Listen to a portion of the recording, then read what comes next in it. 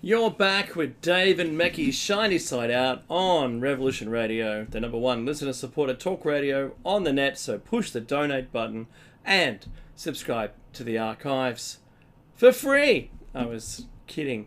It doesn't cost you anything. Get yourself some great merchandise from the stations. T-shirt, a mug, or anything you like. We have our own website and we have Patreon and we've got some things you can do, so support us as well. We don't get any money for this, so if you can help us out, it'd be fantastic. And tell people about it if you can't. Meckie, we are halfway through show number 712. 210 and 700. Time is flying. That's right, my friend. It is. We're in November. It's hard to believe we've got here so quickly, but guess what? It's where it is, and this is the hypothesis, part 13. If my math is right, it may not be, but yeah, where are we at, Meckie? Do you remember? Yeah, I highlighted it. We had the Cathars. We did the Cathars. I think we spoke about the Cathars. Back to the hypothesis. Here we go. Holographic principle. We spoke about that. Pretty sure we did. Evidence. Yeah, here you go. Evidence for. Yeah. I think we are. Yes. Okay. So we can go again from the top of the article, which is evidence that our reality is digital. That's where we left off, and we covered the first 5 points. And we're up to point number 6, but we can go the first 5 points again if you like. Either way. Oh, you'll have to start, and I'll catch up. Okay, look, in that case, I'll start the article because it's interesting stuff. So, look, we did conclude 2 shows ago our physical evidence, such as it is to present in support of the hypothesis. Now we are going into the metaphysical, into the non-tangible, more or less, right? And the extremely speculative. And part of it is that, in fact, this reality we're all inhabiting right now is not, in fact... this is going to sound like double Dutch. The real reality, okay? The real reality where we all come from, where we all at home at, where we belong to, etc., right? But rather some kind of elaborate, not ruse and not fakery either. It's real enough, but we don't belong here because we are shut down to the use of 4 dimensions, really, once we're here. 3 spatial and the 1 time dimension. Whereas I believe that we are capable of much, much more. We are higher dimensional beings, if you will, that can move in the, forget talking about direction, the upper realms of existence, right? But we're here nonetheless. We're here in the system of things. Interestingly enough, we spoke about this. The Cathars and others as well believed that it was the demiurge, the god of this system of things, the god of the Old Testament, that created this reality specifically for us, to imprison us here for whatever purpose, maybe capture us for a while, who knows. But he needs, or she, or it needs us here for some reason. We'll come to the Epiphany in a little while. And this demiurge is the opposite, the polar opposite to the God of the New Testament. So you've got 2 competing deities, according to Cathars and other ancient religions. In fact, that's how Christianity started out, to be honest. One is, of course, the good God, and then you've got the less good God, who is more concerned with him or her itself than the people. And the God of the New Testament is of course the God of the Spirit, the spiritual God, and the God of this world, the Old Testament, is the God of the coarse matter, the matter that we all represent. And it was the Cathars, but not just the Cathars believe, Gnostics believed, etc., that Jesus was made of subtle matter, which of course can't die. It's closer to spirit than to the gross matter that we all represent. Okay, and of course, as part of the system of things, we should say no to all temptation, all physical things, everything that is good in this physical world is in fact bad. Okay? Greed, pleasures, things that you become hooked on and addicted to, all bad, and we should say no to all of them. And then, of course, we started asking ourselves, if this is the case, then how real is this reality? Right? I mean, what is this reality we find ourselves in? Which, by the way, we still haven't figured out. 98% seems to be missing, right? And our science is not making leaps and bounds, at least in the space of understanding our world. Interestingly enough, Bigelow, who owns Skinwalker Ranch, is an aerospace billionaire. After he was done with the Skinwalker Ranch and his pursuits of the paranormal and investigations into those kinds of things, which he spent 25 years on, by the way, with the help of the American government. You know what he's doing now? He's researching consciousness. And it seems, and I know physicists and astrophysicists and quantum theorists and all kinds of physics people will say Mackey's oversimplifying the world and what he's saying is incorrect. But a lot of people that are in the quantum mechanics, quantum physics field are looking to mind as maybe the smallest unit of existence. Even Einstein did that. I know, right? So is it really fancy? Is it really the oversimplification? They will fight it to the end, saying things like, we create reality. I really do believe that.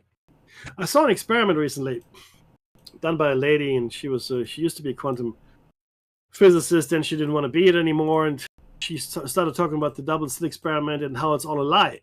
I said, well, okay. I'm always interested to see, to learn something new, and I listened to her for half an hour. That's how long her thing was.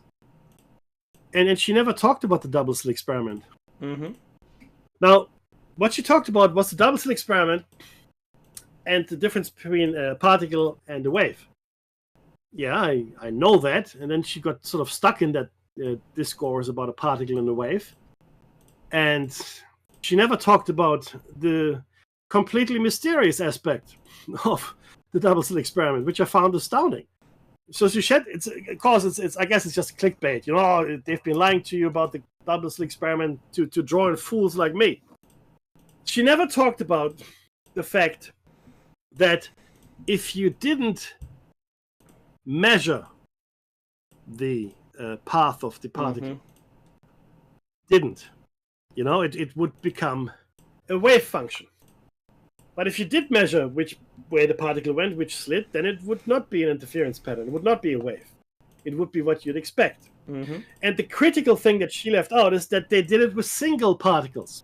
That's right. She only ever talked about particles plural. She never talked about single particles being shot through the screen, or the two slits in the screen. So I finished watching it, and I felt dumber afterwards, because she hadn't done anything to tell me what was the great lie here. Because I tried to figure out what I had been lied about, and I know there's actually a Nobel Prize in physics out there for you if you can figure out why the path of the particle changes when you observe it, measure it, let's call it, and when you don't measure it. It's acknowledged. This is not some kind of a mystery, and we've done many experiments now, and they've all been repeated in the same way, and there have been even further iterations of this experiment which seem to indicate some kind of retro causality. So you can affect the experiment before you run it, which makes no sense at all in classical physics or the way we understand time, right? So again, I just watched it, and Dave, afterwards I felt really disappointed, I'll be honest with you. So I watched someone else talk about this, Mackie. They got a laser and a comb or something, and they were able to replicate the double slit experiment, but without two slits, just using a comb. And then they go, well, look, we've solved it because it takes every path. No. And so it was using a laser, and I couldn't understand how they could liken those two experiments together. In the same vein. Oh, disproven, blah, blah, this, and it made no sense whatsoever. They seemed like they were just making a video for video's sake, and they'd gone and bought... I think she's into science. It's not the same lady that says, I science, right? Yeah. You got to use up the roll, Dave. You got to use up the roll. I see. Most of you won't get that. We're old enough to know that you had 23, 25 shots on a Insta camera, and you had to take all of them. Otherwise, even if there wasn't anything to take a photo of, you still didn't, because it was a waste, right? So you would keep this Instamatic camera for such a long time that when you did get the photos, developed and sent to you, or pick them up, that you go, oh, I remember that. It was so long ago. That anyway. So yeah, this person was in their own mind convinced that they were doing the right thing. Did you notice the same thing? Yeah, absolutely. Yeah. They were saying it was like a circular argument in many ways, where her points were supporting her part of the argument, but there was no other side to the argument in a way. She was just presenting, and again, it had nothing to do with the actual title of the video, which was, oh, they've been lying to you, double slit experiment is bogus, blah, blah, blah. Okay, well, explain to me why, because that would pretty much put a massive dent into our hypothesis, and fair enough too. I'm happy to pivot, right? Give me some evidence and I'll pivot, no problem. Well, I'm still intellectually flexible enough to do it, but just give me something good. And there was another one. I wanted to get to the bottom of the Planck length, right? And this was from a guy that usually does actually pretty good science videos, and they talk about the smallest measurable unit, and it wasn't about that at all. The video wasn't about that at all. They're talking about electron microscopes and how small we can look now, and we have to do to use electron microscopes. Interesting, but nothing to do with the Planck length. Thank you very much. So don't mislabel your videos, please. Please don't mislabel your science videos. I do watch them, and if it's not what I want, I get upset. Okay. Anyways, it's just what can you do, Dave? What you gonna do? All right. So to the text, though. Yes, please, because I want to know where we're at. Yeah, so evidence that our reality is digital. And when I say evidence, of course, take it with a grain of salt, because there's a lot of proving out there still to do. But these are just points. This is our knowledge at a point in time, and this is what certain scientists believe we know. So, breakdown of infinite resolution in physics is the first point. Infinite resolution causes all sorts of breakdowns of known laws of physics. Now, infinite resolution means there is no end to the universe. So there's as you shrink something, you can shrink it until the end of time. Okay? And it will never get to a point where it stops shrinking. Understand? That's infinite resolution. Okay? Now, it causes all kinds of breakdowns of known laws of physics, including matter imploding into black holes.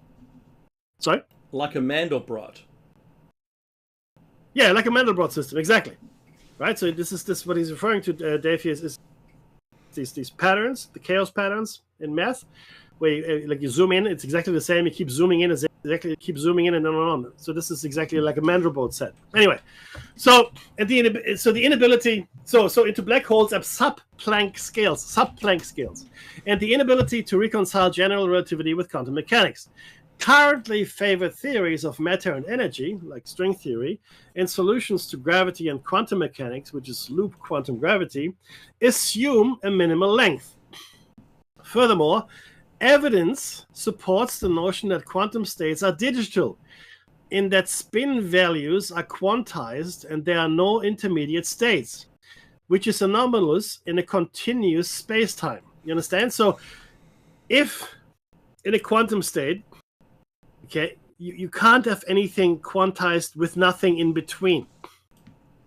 Let me explain this maybe with a line. So if you draw a line, right, and you choose 2 points between each other, like 2 points on the line, and there's a space in between, right?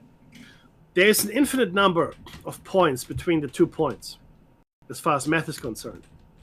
That's not what we're seeing here. What we're seeing here, evidence seems to support that quantum states are digital, in that the spin values are quantized and there's nothing in between. And again, this is anomalous in a continuous space-time. A renowned physicist, John Wheeler, concluded every physical quantity, every it, derives its ultimate significance from bits. Binary yes or no indications. Mm-hmm. And that is the difference between analog and digital. That is the difference. In an analog universe, in an analog system, it's continuous and smooth. In a digital quantized system, it is not. It looks smooth, but if you really, really, really look very closely, it will never be as smooth as an analog system. That's really what we seem to be finding, that they're quantized spin states or spin values, and there's nothing in between, which means it's not smooth, if you know what I mean, right? There's a distinct point of definition, rather than just a smooth, continuous forever. Are you with me, Dave? I'm still with you. I don't mean in the text. I think I know where we are, yeah. Okay, perfect. You can take the next one, sir. Oh, good on you. I currently... Go ahead, just keep rolling. Breakdown of infinite resolution in information systems. Now, it takes an infinite amount of resources to create a continuous reality. Makes sense. But a finite amount to create a quantized reality. And this is really what we are looking at our computers. So the very nature of the computational mechanisms of a computer are essentially the same as quantum mechanics. A sequence of states with nothing existing or happening between the states. The resolution of any program is analogous to the spatial resolution of our reality, just at a different level. In fact, carrying Moore's law, which has been consistent over the past 40 years, if we carry that forward, computers will reach the Planck resolution in 2192. Now, this just goes to show how small that really is, right? We're not going to get there for another 160 years. However, it is not necessary to model reality all the way to that level for the model to be indistinguishable from reality, obviously. Only the observed elements of reality need to be modeled, and then only down to a resolution that matches the observational limitations of a measurement device. Makes sense, right? A program can do this dynamically. Therefore, given Moore's law and the limitations of observational reality, we should be able to create virtual realities that are indistinguishable from our current reality within 20 years or so. The very fact that our reality appears to be quantized may be considered strong evidence that reality is programmed. Now, if you saw the movie The 13th Floor, it did it really beautifully. So the 13th Floor essentially follows this gentleman. He's investigating a murder, I think, and then he drives out into the desert. I think he's in LA desert, and he keeps driving and driving because he was told, just if you really want to have your mind blown, just go and do that. So he does that, and he gets to a road closed sign, and the road is closed, so he has to go by foot, and he goes by foot quite a distance until he comes to something that he can't quite comprehend, which is the end of the world. So the desert stops, and if you've seen the movie Tron, you know what wire graphics are. Mm-hmm. Right? So wire graphics. So the rendering of the desert stops, and he's looking at a wireframe model of the world. So it hasn't been rendered because it wasn't necessary, right? This will come back to the epiphany when we get to it as well. And he essentially came to the end of his world. So he had the evidence that he needed to understand that, in fact, yes, his reality was only rendered to a certain observational limit, right? But not individual observation, but rather how much do you think we need to render this? Then he realizes that the real world is actually our world. And it's actually a really good movie. But the point is, he looks at this wireframe model of the world where his world ends. And that's really what we're talking about here. Only rendering what is necessary for you to see. Cool. The simulation argument. The third point. Oh, go ahead. Number 3, the simulation argument. Various modern philosophers and scientists have posited that we are likely to be living in a simulation. Nick Bostrom.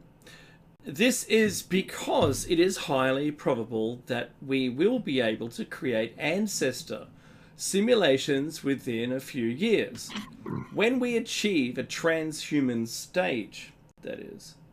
Due to either the number of simulations that will be run or to the proximity that we are to stage, or to that stage, it is actually more probable that we are in one than the case where we haven't yet reached that stage.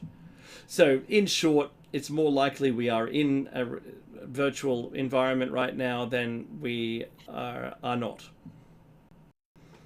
Correct. I mean, the odds are, right? I mean, just look at it from a purely statistical point of view. Mm-hmm. Which brings us to point number 4, matter as data. It was once thought that 0% of matter was empty space, right? So 0% of matter was empty space. So we thought that everything is made up of atoms, molecules, and they all clump together, but they're all essentially material. That's what we thought. It was all like solid, like because we can touch things, right? In the early 20th century, however, scientists discovered that atoms are actually comprised of subatomic particles. Okay, if these subatomic particles, such as neutrons, were made of solid mass, like little billiard balls, for example, then 99.99999% of normal matter would still be empty space. That is, of course, unless those particles themselves are not really solid matter, in which case even more of space is truly empty. This was shown to be the case in the 1960s via QCD or quark theory. Now, string theorists say that even quarks are really just vibrating bits of string. Now, we have our misgivings with string theory, but okay. Possibly, so vibrating strings, possibly with the width of the Planck length. Now, before I go on, if you have seen His Dark Materials, the movie, or read the book, His Dark Materials by Bill Pullman, when he's got that knife and he cuts into other dimensions, you know those things he has in his hand? Those are the strings that these theorists visualize. So each time you cut a string, or you cut into reality, you go into another dimension. And this knife that was brought to do that is able to cut dimensional matter, because it's the super sharpest knife in all of existence. But it's a really great visualization. If you've seen it, His Dark Materials, they do a really good job of this, or showing visually what I'm talking about. Now, as I said, string theorists say that even quarks are really just vibrating bits of string, possibly with the width of the Planck length. If so, that would make subatomic particles all but 1 to the negative 38, power of 38, empty space. So that's 38 zeros. Hence, normal matter is all but 1 to the negative power of 52, empty space. Gets kind of ridiculous when you look at those numbers. In fact, if particles are comprised of strings, why do we even need the idea that there's something material? Isn't it enough to define the different types of matter by the single number, the frequency at which the string vibrates? What is matter anyway? It is a number assigned to a type of object that has to do with how that object behaves in a gravitational field. In other words, it is really just a rule. We don't really experience matter. Think about that for a second. What we experience is electromagnetic radiation influenced by some object that we call matter, through our visual cues. And the effect of the electromagnetic force rule, due to the repulsion of charges between the electron shells of the atoms in our fingers and the electron shells of the atoms in the object, whatever, that's our sense, our tactile sense. In other words, rules.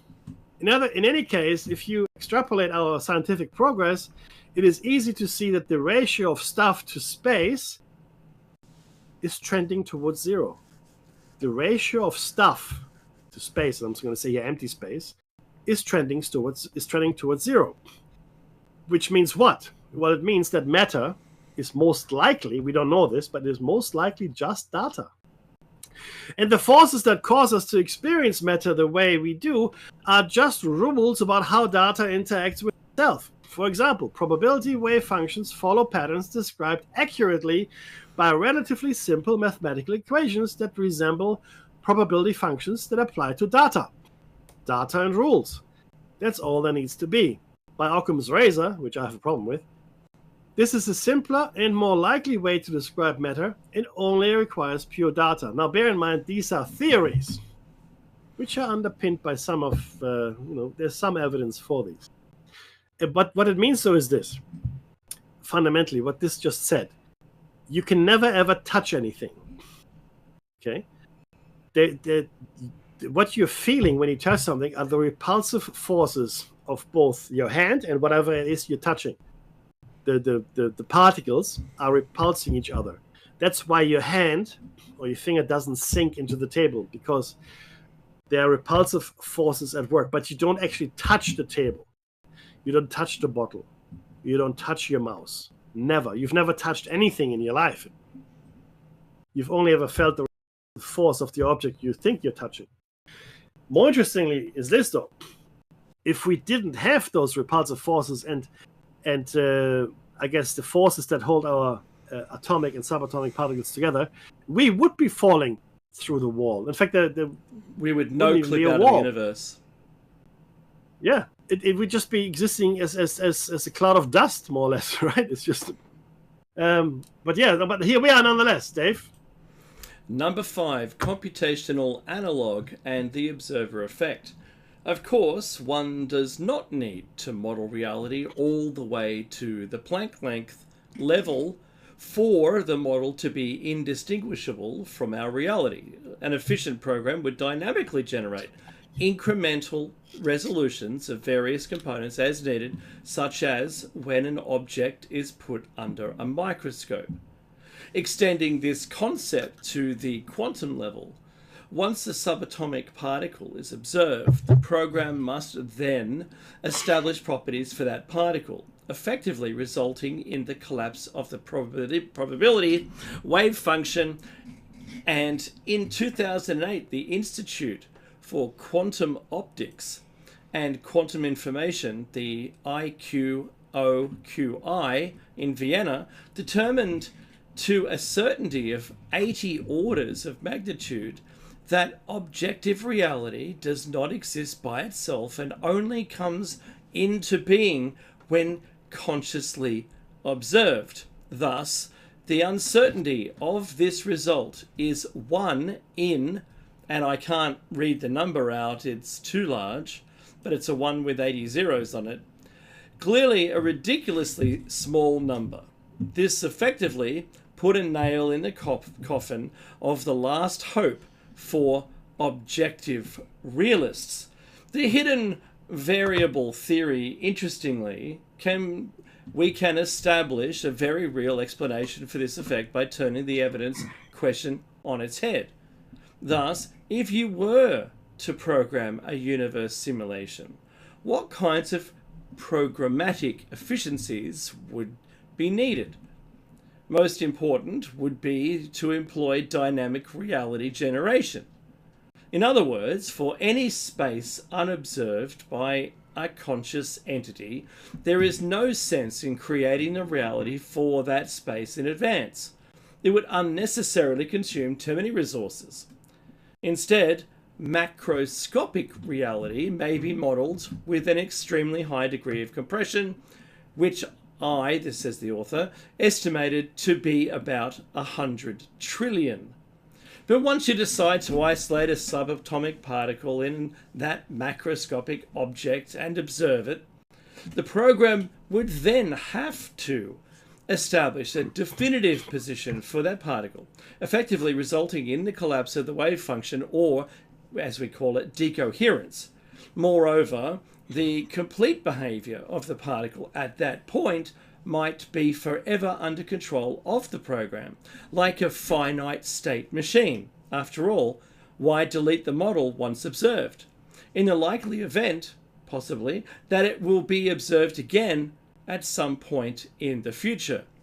Thus, lots of thuses, scientists An efficient process of zooming in on reality in the program would result in exactly the type of behavior observed by quantum physicists, fully explaining the observer effect as well as quantum entanglement. In other words, in order to be efficient, resource-wise, the program decoheres only the space and matter that it needs to. Meki, I've got that shown to be exactly where we concluded last time, but that's fine. I want to add to this, though. Correct. I want to say, just like a video game, I'm a sim racer, and so if I'm not looking at a particular part of the track, it isn't rendered. They're just numbers behind me. If I turned around and had a look there, it would have to get rendered. I hope that makes sense to everybody. So if you're playing, say, a multiplayer first-person shooter, anything that isn't currently being looked at by any of the players isn't rendered. What's the point of rendering something the person isn't looking at? So we've now created these same technical effects in just video games for the benefit of pleasure, I suppose, that it is now being posited that the universe is doing on our behalf, for us.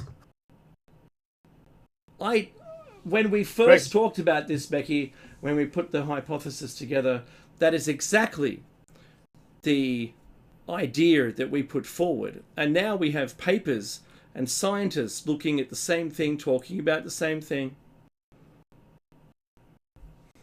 Yeah, and again, bear in mind, we're talking about now at the edge of our knowledge, right? We're right at the edge. We're peering over the edge into the abyss, and we don't know where it's going to lead. Are we in a simulation? Are we not? But it does make sense from a point of view of resource conservation to only render what is necessary.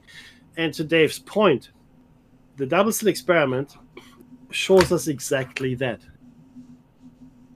It only renders what it needs to.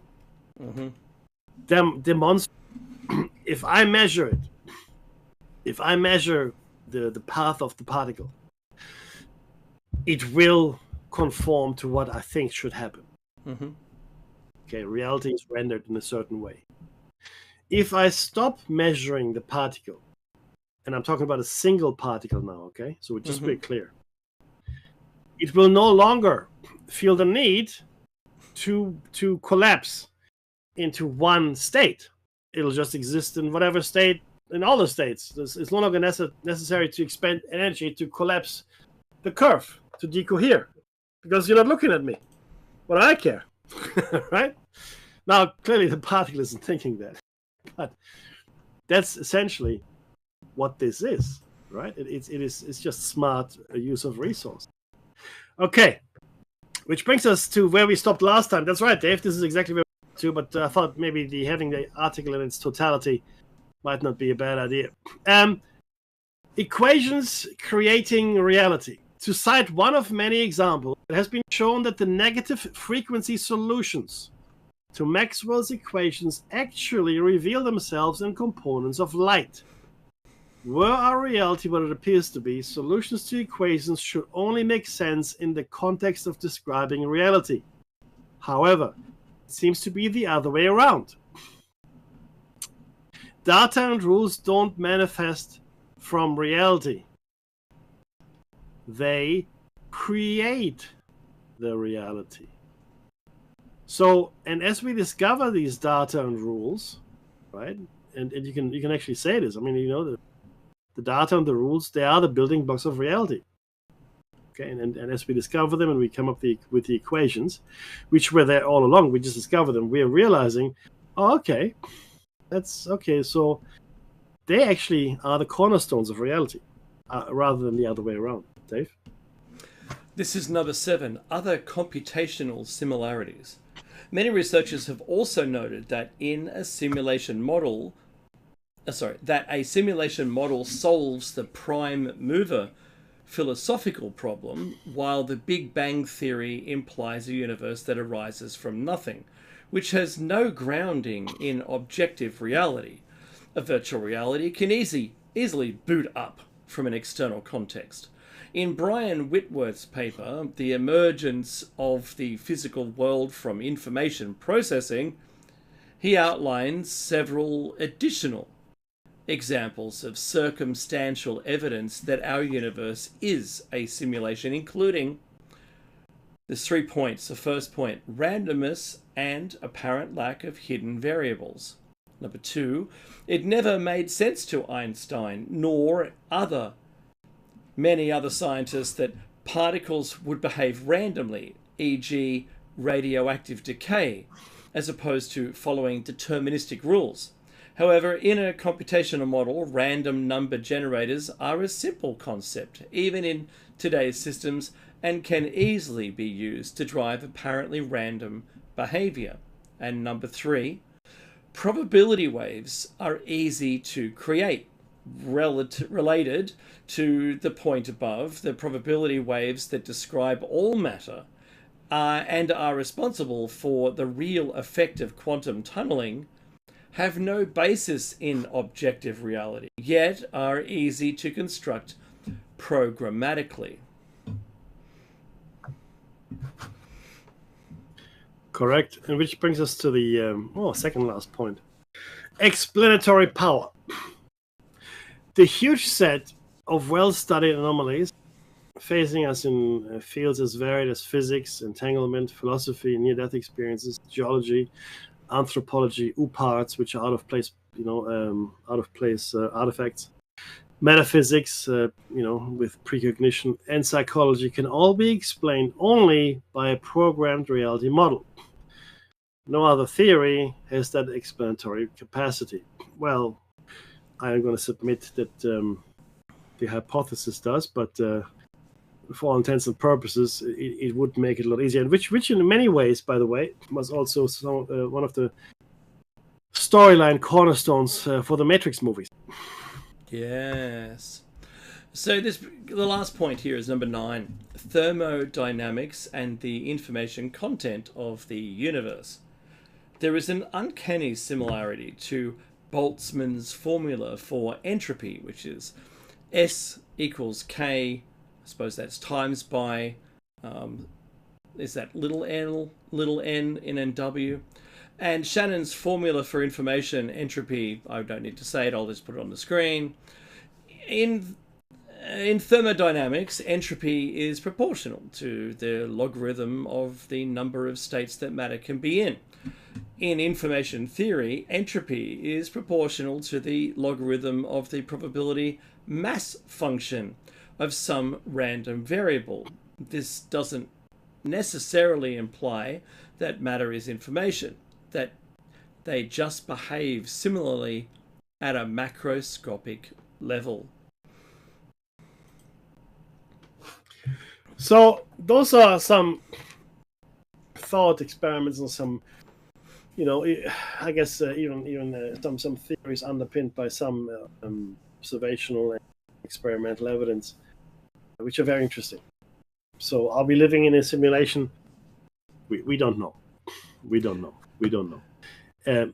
Statistically speaking, it would make sense that we do, but that's only from a mathematical point of view. Sorry, Dave, go ahead. Yeah, I didn't say anything, but I have a point, though. I was talking to some friends last night about my theory of the universe rather than the Big Bang Theory. That doesn't seem to make very much sense at all, and the supporting objects that had to be created in order to support that idea when questions arose, they started to excuse it by injecting, say, dark matter and dark energy for ways of explaining something that questions, peer-reviewed questions, tried to conflict against it. Like, where is all the mass of the universe then? Oh, there must be things we can't see. Let's call it dark energy. That's right, dark matter. And we're not in a position to be able to prove any of it anyway. And what I was trying to tell my friends last night, and I think I did like a pretty, maybe 10% job. I didn't get there in the end, but I was trying to say our visible universe is very, very small. What we can actually see with visible light. but as the Doppler effect is the only reason why the Big Bang Theory came about in the first place. Mecca, you know the story. I'm not going to go into too much depth. But as we have to appear further away from the Earth, we have to use lesser or longer and longer wavelengths in order to see that information. And we artificially create it back into colors again, and it becomes artist representations of what we're actually seeing, because it isn't visible light that we're seeing from 13 billion years away. It's radio waves. We're peering it through it, and as you start to look at how far away that we're peering into the universe, the wavelength is just getting longer. That's all that's happening. So how is it redshifted so far now it's in radio waves? Yeah. Is it because it's moving away so fast, or is it just that light degrades in wavelength over time? And if you have that concept, then immediately you see what I'm talking about. And now there's been some science. What was that? Go on. Yeah, so they called it tired light. It's the tired light theory. Yeah. And so there is now equations that back up my idea of the universe. And it's almost like I always knew it, Mecki, for some reason. Well, look, I think it was Asimov, or maybe Clark. Asimov or Clark that said the next leap of intelligence is intuition. Mm-hmm. So yes, we've gotten so far with IQ, but the next leap of intelligence will be just to intuitively know. So let me give you an example. What do I mean by that? Sometimes you just know the answer, like Dave just said. But we are still required to write down our working. Mm-hmm. My brother was punished for doing a math exam without showing the work. So clearly everybody thought he was cheating. He just didn't have to show the work. He just did it. He just did the work in his head. And then some of it he might have intuited. I don't know. But they wanted to see the work because they didn't believe that he could do it. And of course, there's a whole different story. And that's how we approach everything these days. And I'll be honest with you, a lot of the leaps and I guess the conclusions and thoughts that are part of the hypothesis are intuitions. They're intuitions. Why did I use the Fibonacci sequence to determine at what year the event would happen in correlation with the population? Why? I don't know. I just did it. Why are we looking at certain things? Why is there a question around the age of civilization? And if you look at all the evidence available, can I give you concrete 1,000 million % proof that something is a certain way? No, I cannot.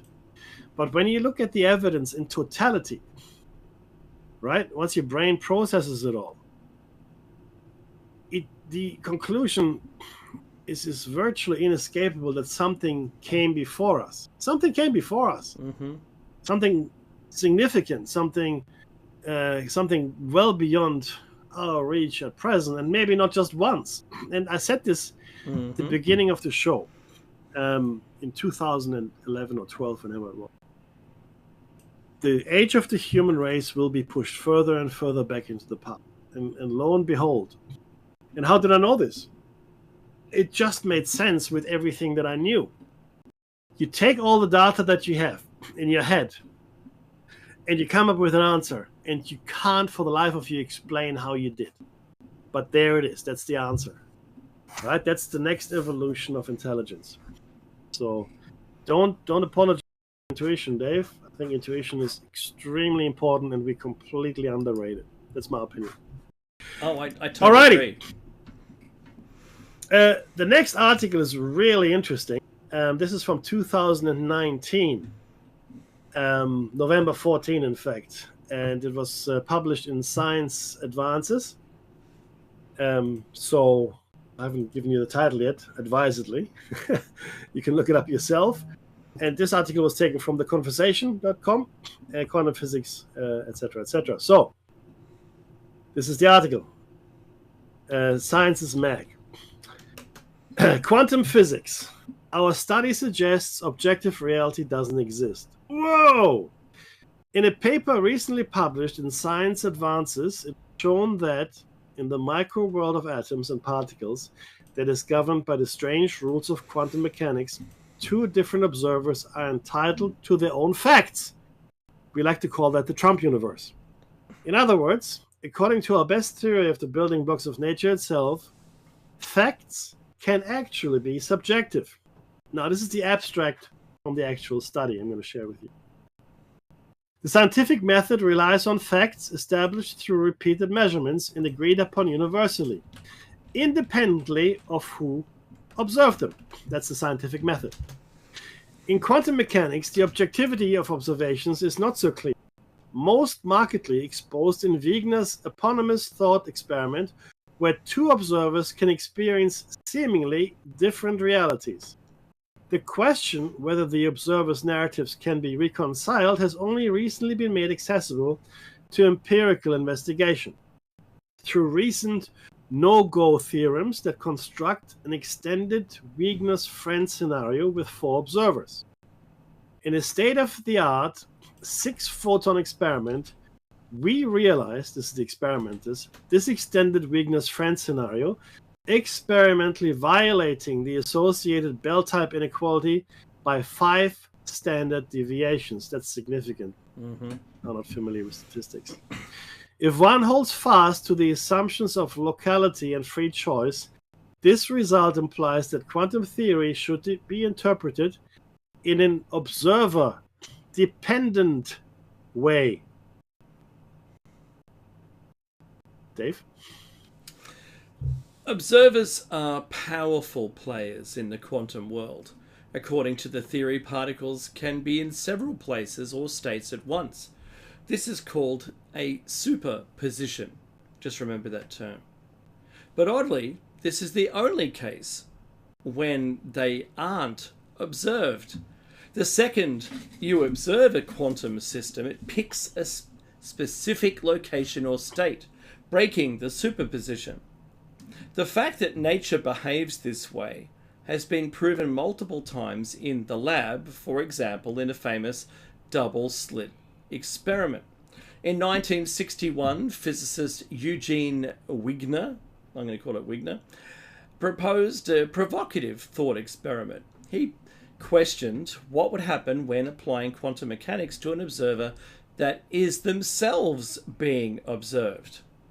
Imagine that a friend of Wigner tosses a quantum coin in which is in a superposition of both heads and tails inside a closed laboratory.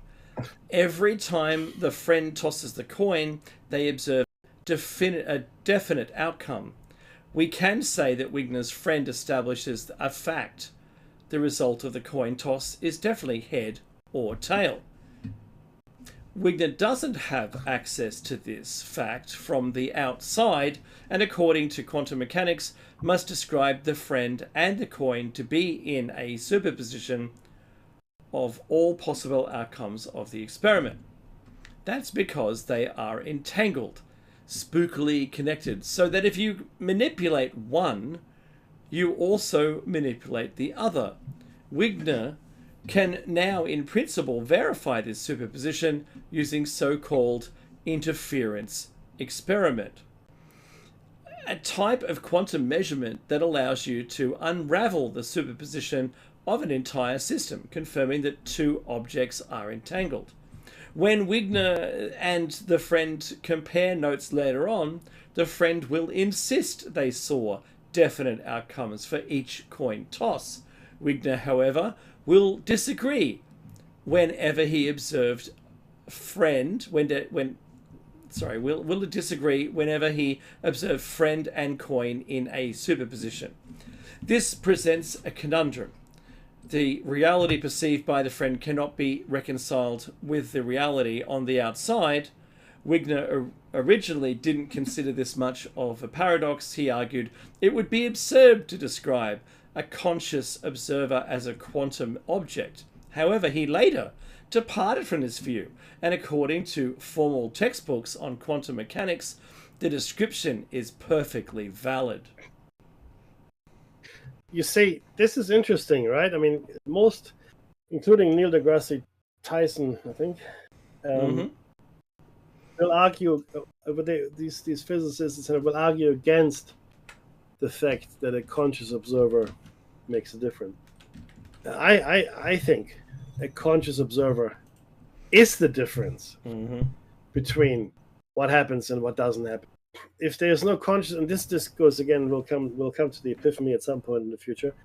But a conscious observer is the absolute, in my opinion, fundamental ingredient for this reality to exist. Mind, consciousness. And we still haven't figured it out, by the way. Now let's talk about the experiment. We've got some time here. It's good. Yeah. Oh, the experiment. The scenario has long remained an interesting experiment, but does it reflect reality? Scientifically, there has been little progress on this until very recently, when Czesław Bruckner at the University of Vienna showed that under certain assumptions, Wigner's idea can be used to formally prove the measurements in quantum mechanics are subjective to observers. Bruckner proposed a way of testing this notion by translating the Wigner's friend scenario into a framework first established by the physicist John Bell in 1964. Bruckner considered two pairs of Wigner's and friends in two separate boxes, conducting measurements on a shared state, inside and outside their respective box. The result can be summed up to ultimately be used to evaluate a so-called Bell inequality. If this inequality is violated, observers should have alternative facts. We have now for the first time performed this test experimentally at Heriot-Watt University in Edinburgh on a small-scale quantum computer made up of three pairs of entangled photons. The first photon pair represents the coins, and the other two are used to perform the coin toss, measuring the polarization of the photons inside their respective box. Outside the two boxes, two photons remain on each side that can also be measured. Despite using state-of-the-art quantum technology, it took weeks to collect sufficient data from just 6 photons to generate enough statistics. But eventually we succeeded, that's the experimenters of course, in showing that quantum mechanics might indeed be incompatible with the assumption of objective facts. We violated the inequality. The theory, however, is based on a few assumptions. These include that the measurement outcomes are not influenced by signals traveling above light speed, and that observers are free to choose what measurements to make. That may or may not be the case. Another important question is whether single photons can be considered to be observers.